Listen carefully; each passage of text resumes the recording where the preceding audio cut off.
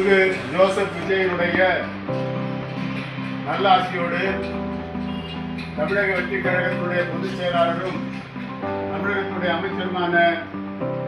திரு என் ஆனந்த் அவருடைய பிறந்த நாளை முன்னிட்டு சரவணன் ஏற்பாட்டில் அன்னை உள்ளம்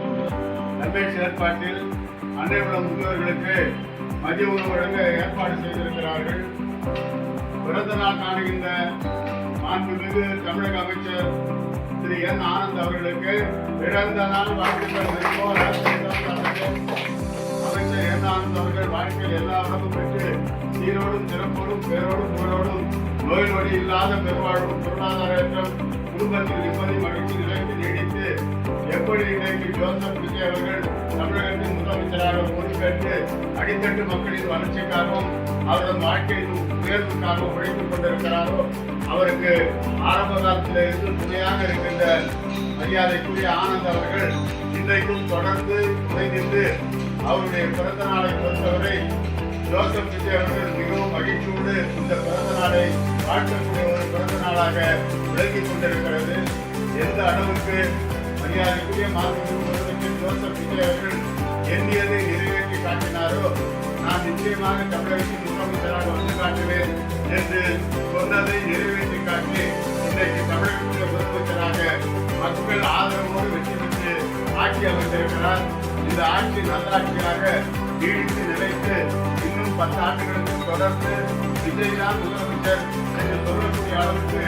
மக்களுடைய செல்வாக்கு ஆட்சி அதற்கு துணையாக இருக்கின்ற மாண்புமிகு ஆனந்த் அவர்கள் வாழ்க்கையில் சீரோடும் சிறப்போடும் திகழ நீங்கள்லாம் மாண்புமிகு அமைச்சர் ஆனந்தனுடைய நோய் நொடி இல்லாத பெருவாழ்வுக்காக நிலைத்த புகழுக்காக நீடித்த சிறப்புக்காக ஆண்டவரை பிரார்த்தனை பண்ணீங்க.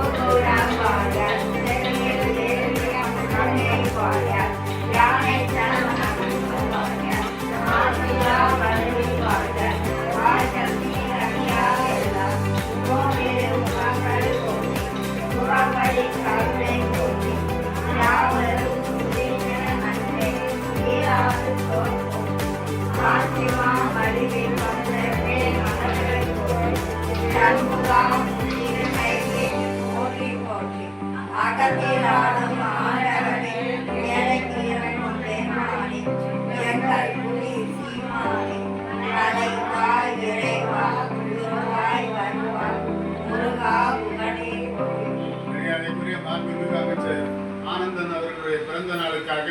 அன்னை உள்ள முதியோர்களுக்கு மதிய உணவு வழங்க ஏற்பாடு செய்திருக்கின்ற ரமேஷ் மற்றும் சரவணன் நண்பர்கள் அனைவருக்கும்